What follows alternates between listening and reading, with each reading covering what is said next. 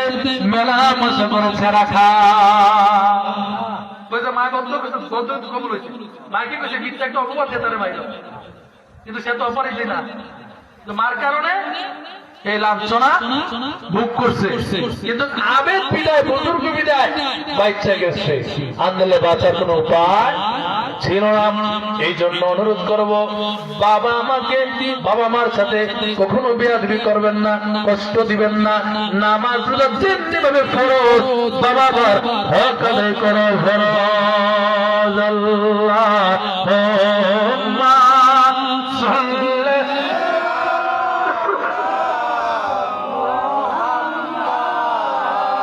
وعلى آل سيدنا। আমার বাবারা, বন্ধুরা, আপনাদের এলাকায় আপনার যে মহল্লা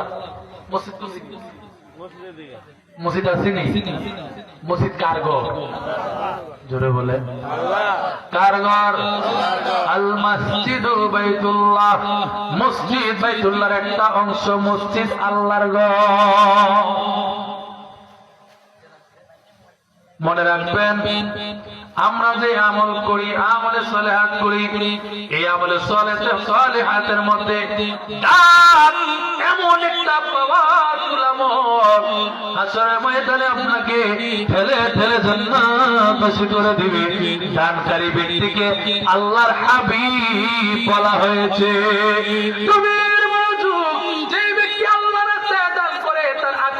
মৃত্যু হয় না, হঠাৎ মৃত্যু তার হয় না, রাস্তাঘাটে অ্যাক্সিডেন্ট করেছে, মারা যায় না।